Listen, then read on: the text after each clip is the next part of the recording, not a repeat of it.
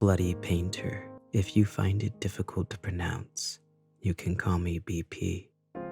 Can't I have a nicer name for you instead?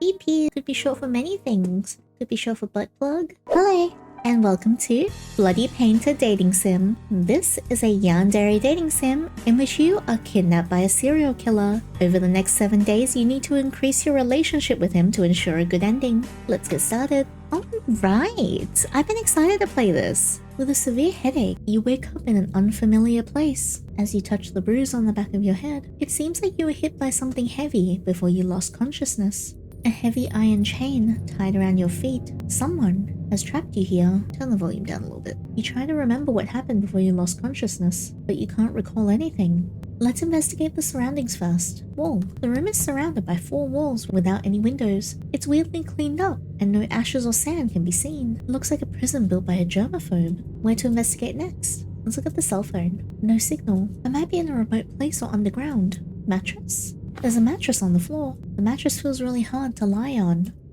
Meal. Near the door, there's a serving of spaghetti with tomato sauce and a bottle of water. Also, a round plastic fork that's completely harmless was thoughtfully attached. Oh, the guy is smart. It's still warm. Feels like it was sent here not long ago. Door. You peek through the keyhole, but you see nothing outside. I wonder where I am. End the investigation. What's the next move? Listen. You can't hear any sound other than your own breathing. Soundproofing in this room seems particularly good. Well, I mean, I want to get on his good side, so maybe I'll just sleep. I won't cause any trouble. Or maybe I'll yell for help. Help! Nobody answers. Sleep. Yes. You lay on the bed. You try to sleep under this condition. Maybe it's the fatigue caused by nervousness, but you still fall asleep. You open your eyes after hearing some noises. Hello? I mean, look, I know you're a serial killer, but this is fictional. And in this fictional world, I find you kinda cute. A tall man, wearing a mask, is squatting on the ground and looking at you with his head tilted. He remains silent, as if he's sizing up his prey. He points to the plate on the floor, like indicating that you should finish your meal quickly. Thinking that the strange man might have poisoned the meal, you shake your head in fear. Oh, seeing you have no intention of eating, he looks quite disinterested. You can't die. I mean, I'm not gonna die, I'll be fine. Not now. He slowly speaks with a deep and steady voice. The freezer is full. What? Do you eat people? What does that mean? The freezer is full, and there's no space for more. Okay, well, I'm sorry, please don't put me in the freezer. I promise I don't taste that good anyway. 7 days. He pauses and thinks. There won't be space until 7 days later. If you die now, you'll rot. What do you mean? So I only have 7 days left to live? He nods and walks out of the door. Wait, you can't just leave me here. Please. Your cries can't stop the door from closing. Day 1. Night. Let's look at our surroundings. Meal. A bread and a bottle of water. Door. You peek outside from the keyhole. You see the shadow of the man walking around. He seems to be busy with something. What is he doing? Mattress. Well, I guess we can only sleep. Please try to improve your survival rate within 7 days. Man! Let's investigate and look around. Meal. Empty plate. Door. You check the keyhole. You seem to see something. You see that there is a vague figure at the end of the door. Observe quietly. You sense something wrong and realize what that is after narrowing your eyes. That is an artwork made of the human body, not a human being. Oh my god! Come on, man! You hear the door open.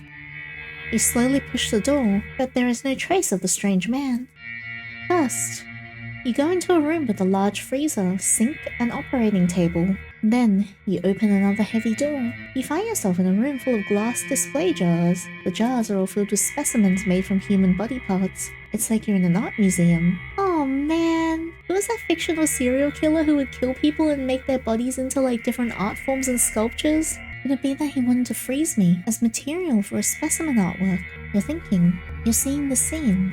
Admire the artworks. Yeah, let's do that. You look around and admire his work with relish. You look at them for 15 minutes straight. Interesting. Yes, I am very interesting. You wanna do it? You hear a voice coming from the corner. Hi, your sprite's cute. It turns out, the man has been watching you from a blind spot behind the glass cabinet. I like them. They're so beautiful.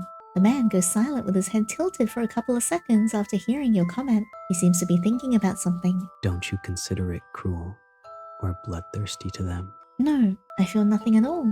You're such a weirdo. Aren't you talking about yourself? Yeah, aren't you talking about yourself? You're the one who made the art. After you have a tour in his display room, he locks you back in the small room you were in. You go to sleep to end the day. The survival rate increases. Day 3, nighttime. Until noon, you don't see breakfast or lunch being delivered and you're already starving. You're waiting for him to bring dinner, but what you get is not dinner. Instead, you hear the door open. A light shines through the crack of the half-open door, looking like an intriguing invitation. You open the door and walk into the light. You first arrive at the room with the operating table outside the door, but this time the operating table is not empty. There's a defrosted human corpse on it. The man pops out of somewhere. He unties the iron chains from your feet and hands the surgical knife in his hands to you. Oh boy. First, where do you think the first cut should be? His voice tone sounds cold, like the teacher who gives students hard questions on purpose. Can you give me something else that's hard? Stab the corpse. Many beautiful works always come with some sacrifices. Without hesitation, you stab the abdomen of the corpse with the knife, but due to lack of professionalism, the lines you cut are crooked and ugly. And this is when he gets close behind your back and holds your hand. Oh, how romantic! Me and my boyfriend committing murder. You're both holding the surgical knife, like you two are cutting a cake together. With his hand, the lines you cut become smooth and clean. Hi. You can smell an ocean perfume on him. Due to how close you are, it seems to be sprayed to cover up the smell of formalin. You can feel his warmth with your back, but his fingers are a little cold. He's focusing on cutting the corpse, and your hand keeps moving under his lead. He could have killed you or ignored you, but he didn't. You start to speculate on the purpose of his behavior. Could it be that he wants someone who can ignore the cruelty in the process and understand him? You think after the happy creative time ends, you're locked in the room that you're in. You go to sleep to end the day. Day 4, noon. Hey, he still hasn't fed me yet, I'm hungry. Until noon, you don't see breakfast or lunch being delivered. You're already starving. You notice that something is shining in the corner. A key. It seems like the man accidentally dropped it last night. You open the door with the key. You go past the operating table where you two spent creative time together last night. Yeah, creative time. The display room. And you discover that there are unnatural, uneven marks from one wall to the corner. You find the trapdoor. After pushing the trapdoor, you see a normal basement storage room. At the corner of the storage room, you see stairs that go up. It turns out that this really is an underground secret room, hidden layer by layer with a trapdoor. No wonder the sound insulation is so good. You walk up the stairs and see a heavy wooden board. You push it hard. What catches your eye is the interior of a cozy cabin. Then you realize the heavy wooden board you just pushed is the back of a bookcase. You look around and see that there are insect specimens everywhere in the cabin, and there is also a reindeer head specimen hanging on the wall. Seems to be a picture of him and his dad here as well, and some dead plants. Then you walk into the living room. He's kind of hot. I'm assuming this is the painter. The painter is kind of gorgeous. Hi, he come here often. The ocean-scented perfume and the faint smell of formalin emanates from this body. It's him. He's the masked man who kidnapped you, but he's not wearing a mask this time. His sleeping face has a ferocious expression. His neck is sweating and he seems to be trembling. He looks like he's sick. At this time, you decide to stay and take care of him. You can't bear to leave him alone, so you reach out and touch his forehead. Whoa, it's so hot. You try to find something that can cool him down. Let's investigate. Kitchen. The kitchen is spotlessly clean. Fridge. There are some ice cubes in it. These can cool down his body temperature. Cabinet. You find some clean towels in the kitchen cabinet. I can soak a towel in ice water and place it on the patient's head to cool him down. Right, living room? Living room is spotlessly clean. Where to investigate next? Let's check out the man. His expression is ferocious. He seems to be in pain. He still has a fever. Sofa? You don't think it's good for the patient to sleep on the sofa, but you can't move him with your strength. Specimens. It feels like he did them all. The workmanship of these specimens is exquisite. Photo frame. There's a photo frame on the shelf. It's a photo of him standing at the entrance of the judicial mental hospital with a man in a doctor's robe. Shelf. Cocoa powder. There's a jar of cocoa powder and a cup on it. Let's make him a cup of cocoa. Shelf? Locked box. There's a box with a combination lock on the shelf. Well, I don't know it, so we're not going to touch it. Bookcase. You can find some of his profile files in the bookcase. Name. Helloyinny. Gender. Male. Birthday. October 1st, 1980. End the investigation. You return to the living room, wring out the excess water from the towel soaked in ice water and place it on his forehead. His ferocious expression gradually softens. He's cute without the mask. He should just keep it off. You once again notice his fair skin and long eyelashes, and his slightly curly black hair. If you didn't say he's a murderer, his sleeping face looks very harmless. After a while, hi! He wakes up to the scent of your brewing cocoa and sits up on the couch. He looks a little shocked. He looks around quickly and seems to understand what is going on. Why are you doing this? I want to ask myself that too. You saw me faint and didn't choose to run away. Yeah, I want to ask myself that too. Yinny, what the hell are you thinking? Do you think? No. You're such a weirdo. Is there anyone weirder than you in this house? You can't help but bitch about him. You seem to see the corners of his mouth rising slightly for a few seconds, and the atmosphere between you relaxes. He doesn't drink the cocoa you brewed for him. It seems like he's still a little wary of you. Can you tell me who you are? Bloody Painter. That's the name they gave me for my modus operandi. If you find it difficult to pronounce, you can call me BP. I mean, can't I have a nicer name for you instead? BP could be short for many things. Could be short for butt plug. No, that's all. Man, now I'm just gonna think of butt plug. Even though what he told you was just a nickname, at least you know what to call him now. After the brief conversation on the sofa, he does not lock you back in the underground secret room. Perhaps staying to take care of him when he fell ill was enough to prove that you won't run away. You get up from the sofa and continue to look at the specimen decorations in the living room. He sits on the sofa, crosses his legs, and picks up a book and starts reading. By the way, you better not try to escape. There are traps all around the cabin, and only I know how to get in and out safely. You sit on the sofa. Soon, a wave of sleepiness comes over you. Today, you fall asleep on the sofa in the living room, not in the cold underground secret room. Your survival rate increases. Day 5 morning. You see him busy cleaning in and out of the house early in the morning. I'll come help as well. After finishing speaking, you pick up the rag and bucket and join the cleaning. Is that a lock of hair and a tooth? But you can't really see where this almost spotless house needs to be cleaned. You're just taking a clean wet rag and wiping it on a clean cabinet. Do you usually love cleaning this much? It would soon be covered with a layer of dust. Although he doesn't talk much, his tone and voice give you a gentle feeling and doesn't make you nervous. You climb up the short ladder and wipe the high cabinets with a rag. Suddenly, a cockroach crawls out from a crack in the cabinet. I hate roaches! The ones in Australia are so big and huge. You're so frightened that you lose your balance and fall backwards. You close your eyes. But what you get is not the pain of falling to the ground, but a warm feeling. Aww. I like that he has eye bags. I like when they have dark eye circles. It's cute. You open your eyes and find that he's holding you like you're a princess. Catches you with the same cold expression on his face. Are you alright? Perhaps, to resolve the awkwardness, he asks. I'm alright. It was just a cockroach. Hearing the word cockroach, he puts you down. Uh-oh. He takes 2 steps back from the cabinet you just wiped, then says calmly, Don't come near here yet. Why? It's dangerous. You can't help but chuckle at the thought of a murderer being afraid of cockroaches. Fine, whatever you say. The interaction just now makes you feel a little warmth from this cold murderer. At least you see more of his reactions and expressions. This is the rare relaxation you have felt in these tense days. He could have let you fall off the ladder, but he rushed over to catch you. Somehow, you feel that after these few days of getting along, maybe you now both have different ideas about each other than you originally had. It was only a clear relationship between a murderer who wanted to hunt and a prey who was trying to escape. But now, it has an extra layer of friendship, causing the interaction between you two to have an indescribable sense of dissonance. Just when you pick up the old newspaper and prepare to wipe the windows, you find a police car parked on the road in the distance. 2 police officers get out of the car and keep looking towards the cabin. At some point, BP is already behind you looking out the window with you. Wait for a second. And then he walks out of the door to talk to the police officers. Is there anything I can help you with? Are you Mr. Otis? Yes, I am. Have you ever seen these people around here? The police officer takes out some photos from his pocket. Have these people committed a crime and are running away? No, these people are the missing people around this area. I haven't seen them before, but wolves and bears often appear around here. Can we check out your cabin? Yes, come in. Is he just gonna kill them? BP behaves very kindly and politely. After speaking, he leads the way for the police officers. Please, follow my footsteps.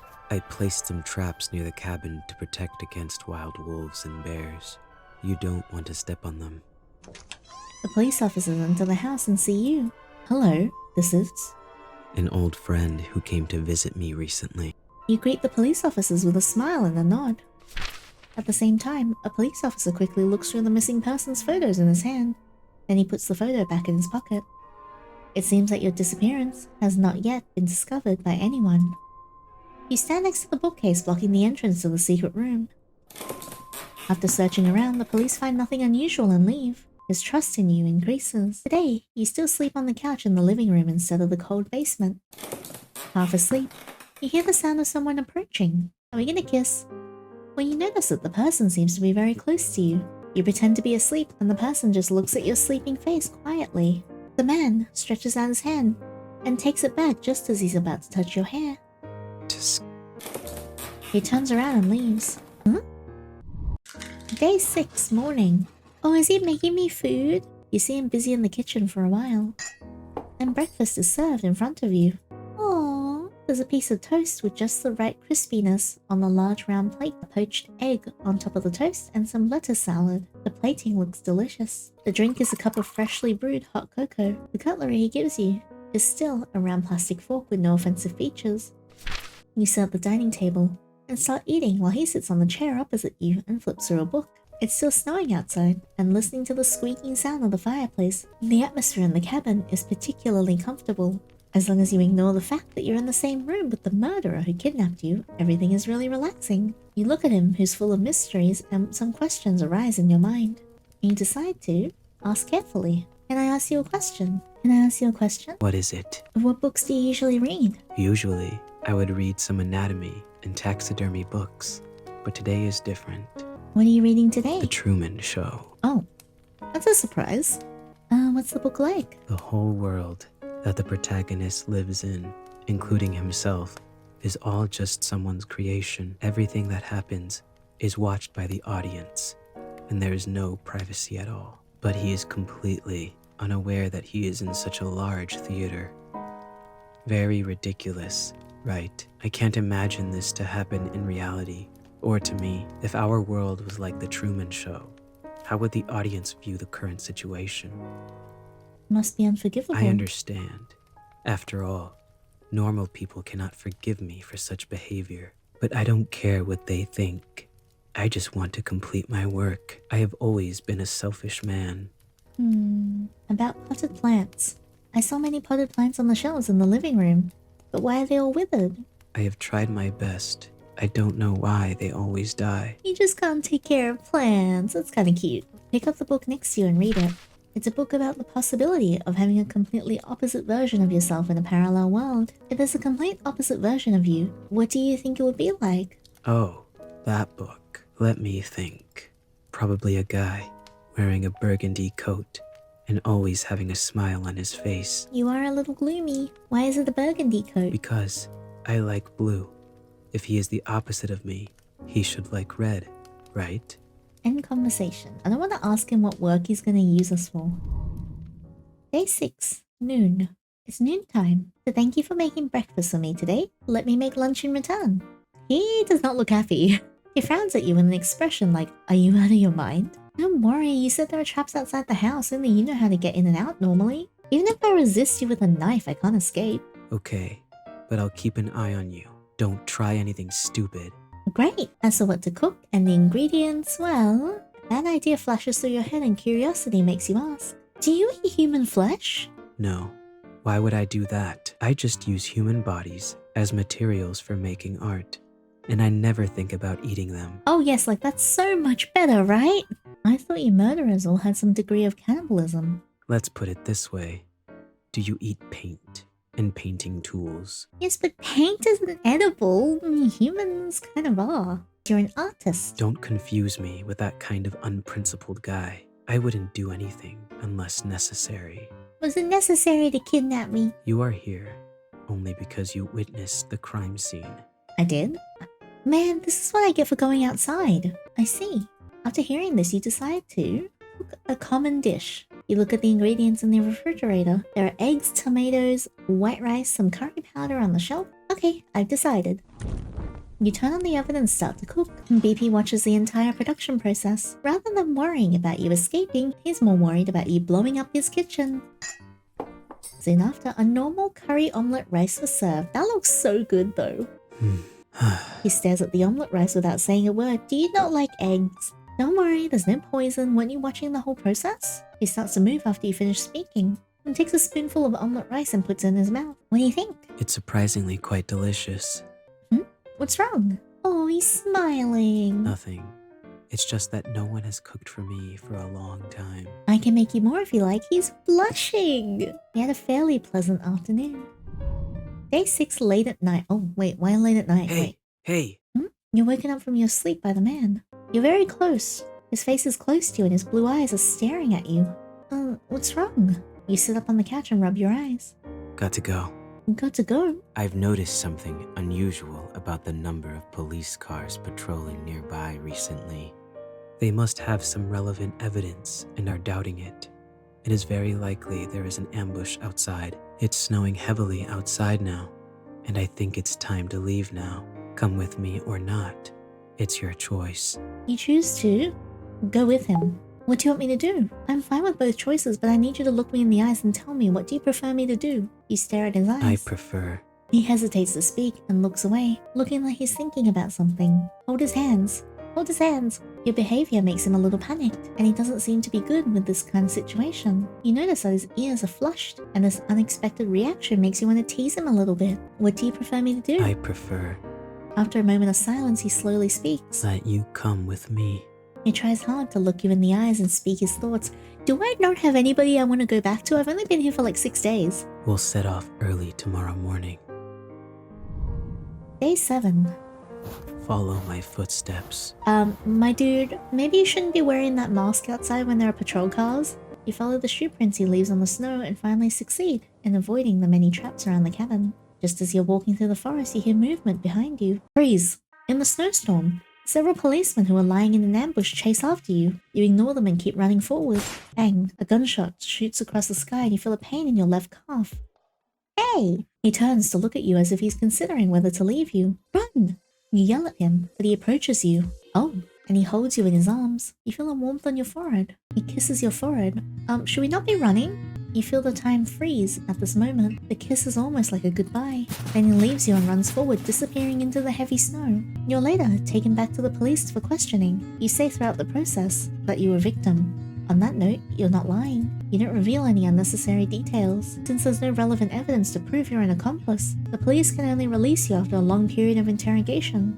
After that, 2 years pass. Now you live in a cheap little apartment. You live an ordinary life, as if what happened 2 years ago never happened. Today is Halloween, and every household nearby has put some thought into making decorations. But for you, it's just another day at work. When you return to your apartment after getting off work in the evening, the strange thing is that as soon as you open the door, you feel a gust of wind. You remember that you closed the window before going out.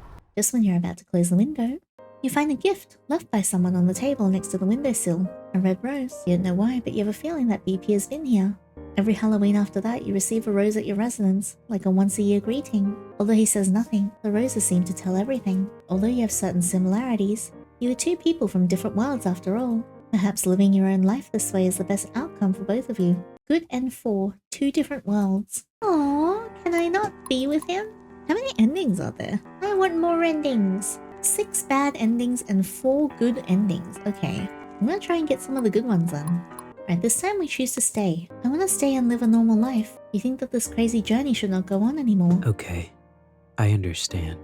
Suddenly, his face slowly moves closer to you, just when he's about to touch you. He takes a piece of cloth and covers your mouth and nose hard. After struggling hard for 2 to 3 minutes, your consciousness gradually becomes blurred. When you open your eyes, you're back in the basement again. Hey, whoa, this is not okay. You're tied to a chair and can't move your body. You try to break free, but you fail. The rope is tied very firmly. You hear someone's footsteps getting closer to the door. The door opens. He walks in slowly, holding something behind his back. He moves closer and closer until he's at your ear. You can hear his breathing and your own heartbeat. You close your eyes out of fear. And you feel that he's scratching your skin softly with the back of a knife, and the cold metal stimulates your nerves. His palm is holding the back of your neck through his glove as if he's studying your face and thinking about where to cut it. Fear boils inside you, tears filling your eyes unconsciously. Suddenly, he fiercely holds up the back of your neck, forcing you to look at him in the eyes. He slowly speaks with a soft tone in your ear. If you stay here, you might reveal my information to the police. No, I just want to go back home. The risk of keeping you alive is too high. But even Hey. if I say I want you to come with me, a normal person like you will leave me one day, eventually. I quite like you, and if it's you, I would like to turn you into a work and put you somewhere. I can see you every day. Damn it! It's you who made me realize that I might be more selfish than I thought. Don't worry. I'll saw your head off as material for artwork and visit you every day. No? Thank you for spending these few days with me. I felt quite at ease. We'll have more time to spend together in the future. Damn it! Man! The red flower flows from the neck. Day 7. Now you can neither feel nor think. Everything becomes dark. That is so creepy. Your body and your skull are separated. You find a new place after he takes your head and leaves the cabin.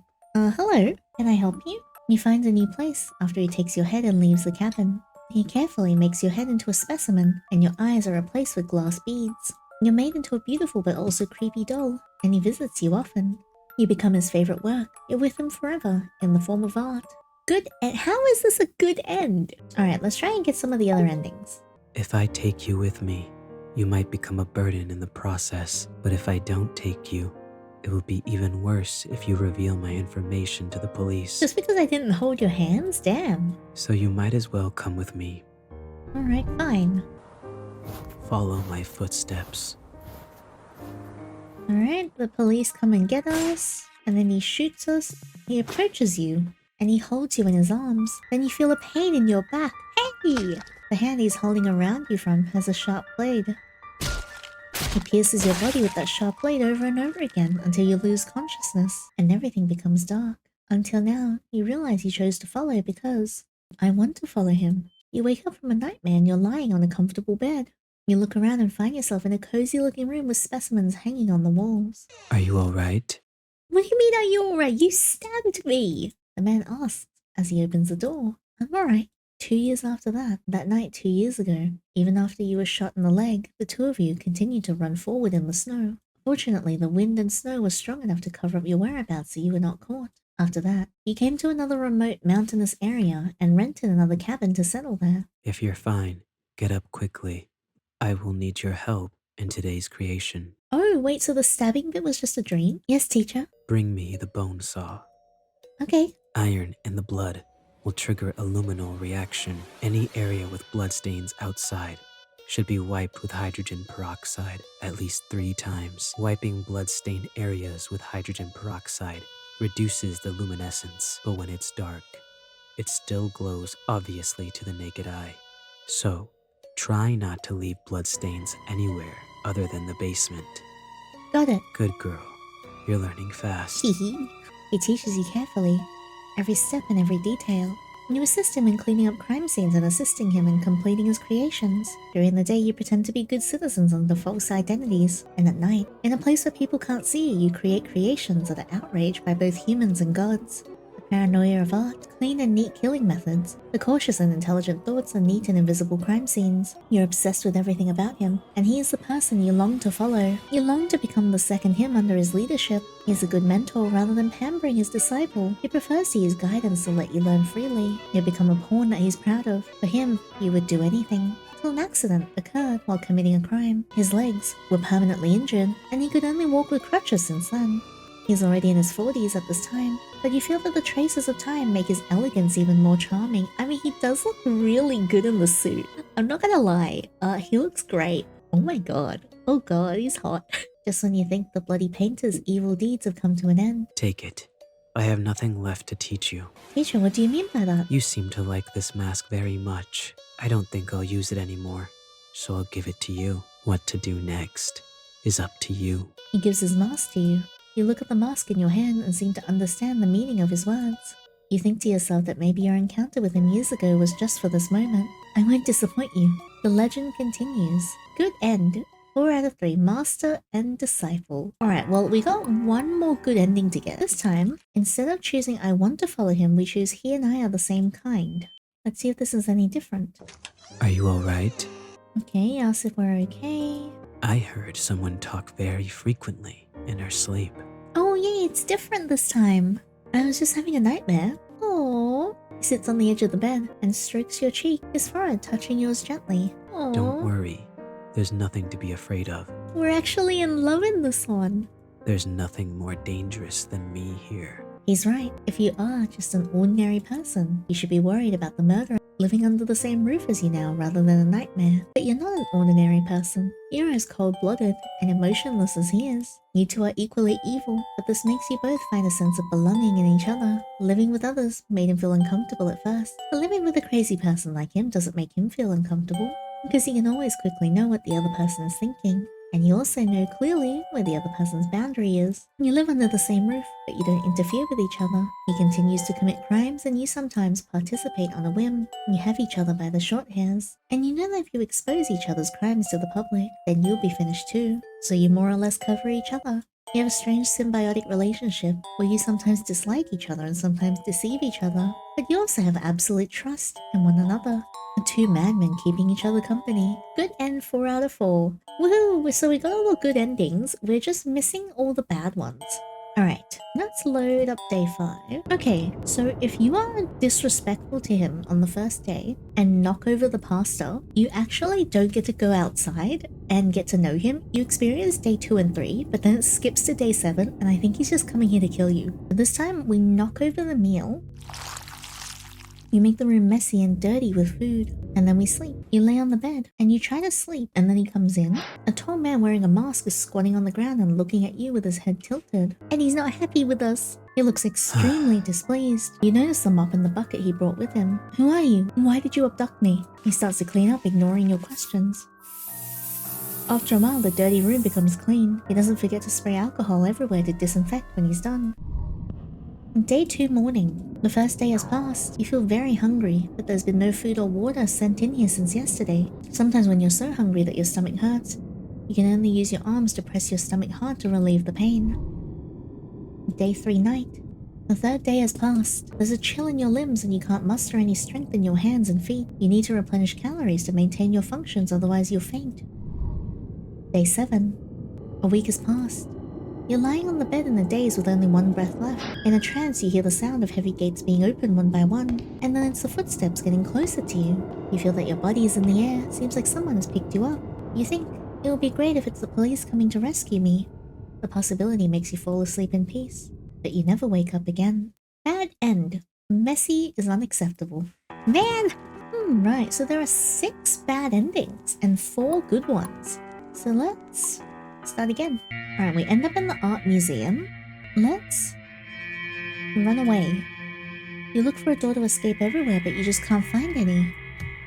With an idea, you lie on the wall and start tapping, trying to find if there's a hidden passage. Just when you're tapping, someone covers your face with a small towel from behind. You pass out after struggling. You're back in the small room when you wake up and the door is locked. There is no such chance like that ever again.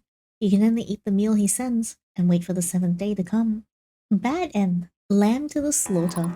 Damn it! Alright, back to here. What if we yell the F word? What the hell are these sick things? It's disgusting. You say all the curse words you can think of in your life. You raise your fist and smash it against the glass cabinet, but stop just before your fist hit it. Your wrist is grabbed by someone. Uh-oh. Before you realize it, the man is already standing behind you.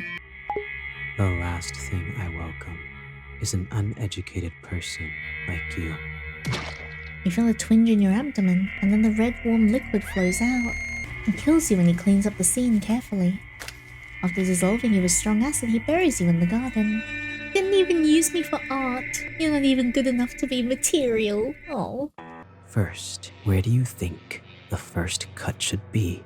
Alright, for this one, we will attack him with the knife. You turn around and quickly try to stab him with the surgical knife. But he seems to already know you do that and holds you down quickly. You are indeed pretending. He locks you back in the small room you're in. There's no such chance like that ever again. Bad end. Smartass. Damn it! Alright, 2 more to get. So for this one, First, where do you think the first cut should be? we'll say that we can't do it. You can't hurt innocent people, even if it is a corpse. But if you don't cut it, the man will know you're just pretending to admire his artworks to survive. After struggling with your thoughts, you drop the knife in your hand in fear. You are indeed pretending. It locks you back in the small room you're in. And this should be, yeah, too soft-hearted. Get it! Alright, I think the last ending is when you try to escape when he's got a fever.